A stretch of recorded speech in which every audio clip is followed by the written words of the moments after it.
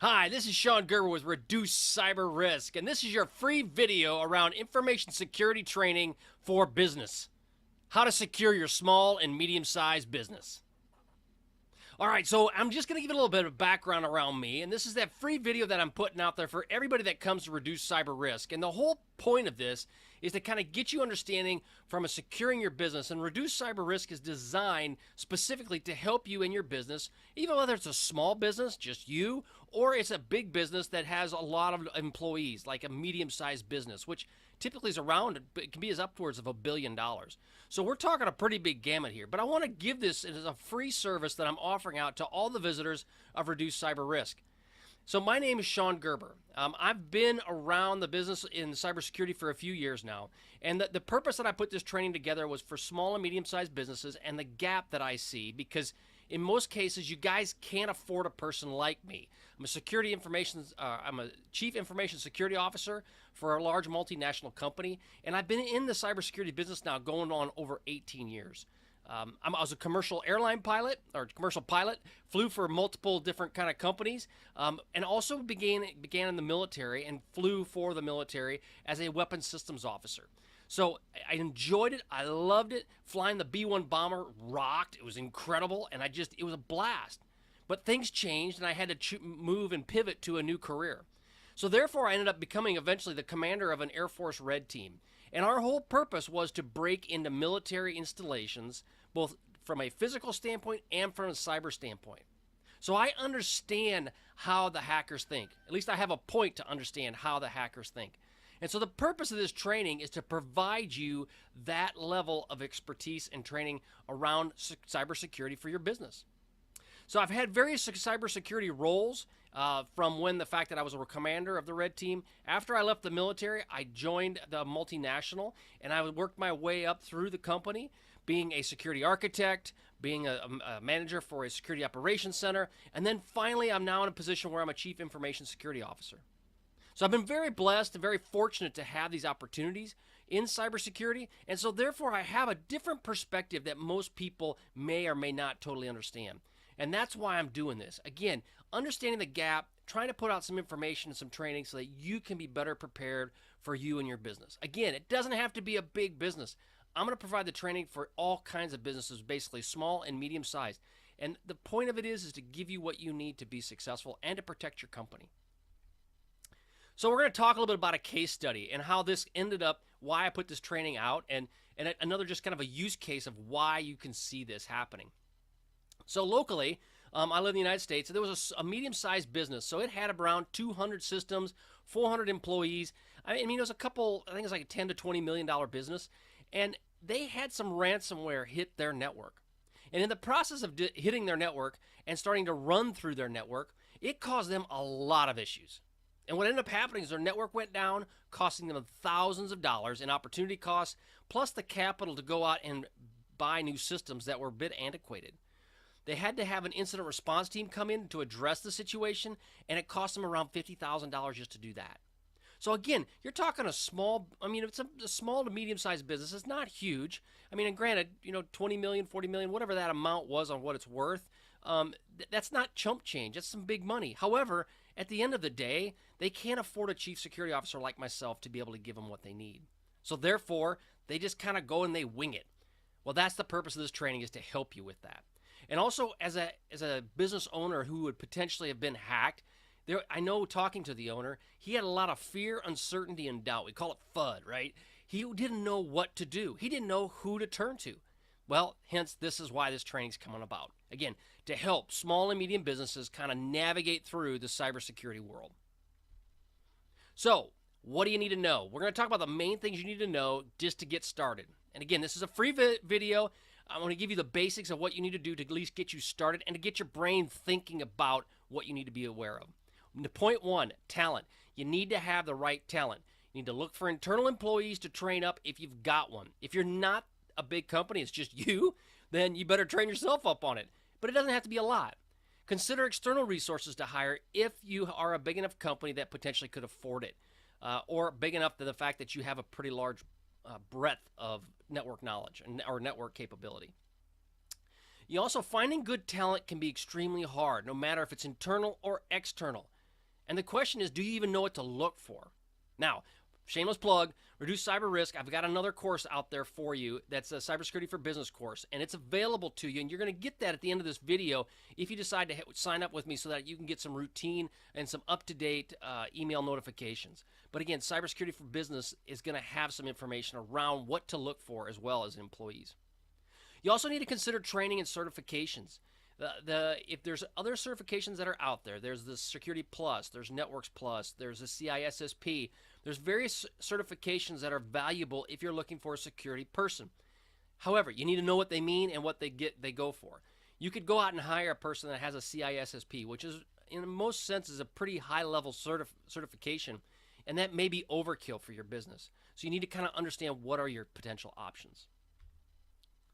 Point 2, systems and data.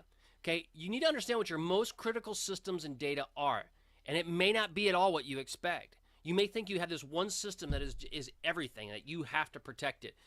But then again, you may realize that, you know what, that's got data in it that's important, but these 3 other systems that are tied to it have more important data than that. So you need to know what those are. If you have regulatory requirements, you need to understand where your data is sitting. And there's many regulatory requirements that are out there around data, and how that you need to be aware of it and where it goes. PCI, payment card industry standards. You need to know where your data is at. If you have a secret sauce or intellectual property, you need to know where that's at. You know, your 11 herbs and spices from the Kentucky Fried Chicken. You got to understand where your secret sauce relies. And also, what potentially runs your facility? Do you have a manufacturing facility that is all interconnected? Those are things to consider. You need to document the location of the data and those associated systems. Start small. Don't get overwhelmed, because it can be extremely overwhelming. But what you got to do is start small with the spreadsheet, know what you've got, start with that, and then work your way out. Again, you'll realize there's stuff in place that you didn't even know existed, but don't let that overwhelm you. Eat the elephant one little bite at a time.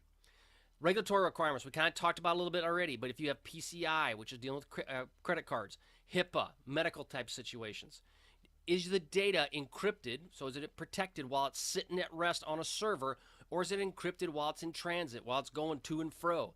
Those are things you're going to need to be aware of, especially if you're taking credit cards. Point 3, backup and recovery. You need to focus on key critical systems, okay? In the overall picture, the numbers should be small. Don't try to back everything up and recover everything unless your business or you have regulatory requirements that mandate you do this. Don't recommend it. Find your critical systems, focus on those, and have a good backup strategy to make sure those systems are backed up, and the fact that those tapes or data, wherever your backups are stored off-site. It could be as simple as you take it home with you, or it could be stored in the cloud somewhere. Off-site backup, which kind of lead into, it needs to be explored. You need to look at what are options available to you. It could be at your residence, or it could be in the cloud. Again, those are options you need to consider. Key critical systems and documentation. If you have systems that are the key to your company, you need to document those. Understand where they reside. Understand how to bring them back up. Understand how to connect them back together again. And again, ensure the backups are in place and have been tested. That's a key point. Many times people will take backups for their systems or key systems, but they'll never test them. Well, if you don't test them, how do you know it's ever going to be any good? You got to do it. Again, this can work for someone as small as one person to a large company, but you need to do this. You really, really need to do this if you're in business for yourself. Disaster recovery or business continuity. These are big words, but what it really comes down to is, in the event of a disaster, do you need the capability to be up and running immediately or within a very short period of time? Those are things you need to consider. If it's just you got your laptop, buy a new laptop and you're good to go, right? If you're a large company, that's a different animal. So you need to consider those different things. Point 4, patching and antivirus. Okay, it's imperative that you update your computer systems. If you don't update them with new patches that come out, you're putting yourself in a vulnerable position. You don't want that. And especially since if you have legitimate copies of this software, that's point 1, make sure they're legitimate, then these updates are simple and easy. Now, if you have a large business, you may have a change management process that's in place that puts these updates in certain order. You don't want to just go out and update everything at the same time, because you can cause breaking. But the point of it is that you need to have a process in place to do that. the key, if you can't update anything else, update and upgrade your critical systems, okay? They should not be running on legacy operating systems, such as Windows XP, 2000, any other old Apple types legacy environments. If they're your critical systems, treat them like they're important. Do the right thing. It's better to keep them all updated if you can, but at the bare minimum, make sure that your critical systems are backed up, are updated and patched. Antivirus. This is bittersweet. I like antivirus in the fact that it does provide some level of protection. In some cases, it's a bit of a placebo, and it lets people think, ooh, I'm protected when I'm really not. However, you don't want to go without it. You got to have something. It'll at least keep all the chaff, all the stuff on the outside that is really just out there. It'll keep some of that at bay. It's not going to stop the person who really wants to get your data, who really wants to hack you, but it's going to stop all that stuff that's floating around on the internet. So you really need to think about it. And again, patch and update your computer systems.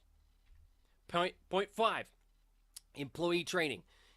Email phishing training, you need to have your employees get the basics, okay? Teach them the basics on what they need to do. Find a program to address the basics. It could be as simple as what I provide on Reduce Cyber Risk, which will be coming out here shortly. What are some things you can do to teach your employees just the basic stuff around phishing? Also, social engineering. And when I talk about phishing, I'll back up 1 second. I'm talking about email phishing. So something gets emailed to you, your employee clicks on a link, and the moment they click on a link, bam, they're in your system. Those are things that you need to teach your employees about. Social engineering, back to that. That's where someone kind of basically cons their way or manipulates their way into your network. It can be done through multiple ways. It could be where they don't get into your network. It could be the fact is they call you up, make a phone call, followed by an email, and have you send money via wire transfer to some bank account in the Asia, wherever. Again, getting in the middle. It's the con job. Social engineering, it can be as simple or as complex. In many cases, the more simple the social engineering attack is, the more successful it is. Administrator accounts. Employees with administrator credentials, which means they have quote-unquote godlike credentials, air quotes, those are the people that are commonly targeted by attackers. If they can find out that those people exist, they'll go after them. Do not let your employees be administrators on their computers. Don't do it. It's just going to set you up for more of a headache.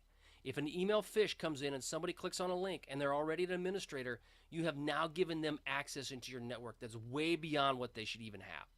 Don't do it. Just say no, okay? Some frequently asked questions, okay? Do you need a designated or dedicated cybersecurity person? It really depends. The size of your business will define that. If you have regulatory requirements, that may define it. Or just the fact that you want peace of mind, that may define it. But do you need a dedicated person? In today's world, cybersecurity is becoming commoditized. I do think that you can find quality people out there that can help you protect your network. The key, though, is you need to interview them very well, and you need to understand how important and how serious they take this. Again, this isn't rocket science. People can do this. You really can. If I can do it, anybody can do it. But bottom line is you have to find somebody who is there to protect you and your assets. Is there an easy way to do security? There is. Do the blocking and tackling, the basics, account credentials. And we'll go through these on Reduce Cyber Risks. But if you do the basics, the blocking and tackling, the fundamentals, you will be very successful in protecting your business. Last thing is Cybersecurity for Business course that I've got out there from Reduce Cyber Risk. I've got a course out there to you all. It's going to be available. Just pass me your email address so I can keep you updated on anything that comes out, from news to podcasts to any of my training that comes out to you. I'm going to give you a $129 Udemy course that I've created for free. You will not cost you a dime. All I ask is that you pass me your email information so that I can pass more information on to you to help you protect your business. That's what I'm about, is to help you with your business. Again, cybersecurity course, $129 on Udemy. It's there. Sign up for notification and access to more of my courses. I'm going to be putting more and more courses out there. If they're out there available, you sign up, you'll get those first. And I'm also going to have stuff like that sectioned off specifically for my email subscribers. That's all they're going to get, is they'll get the good stuff. And also along with documents that I put out there as well. The main thing is I want to help you. But if I don't have a way to contact you, I can't help you. So all I know is sign up with us. Let us know how we can help you from a cybersecurity standpoint. And bottom line, Reduce Cyber Risk is here to help you. All right, let's get started. Let's get going.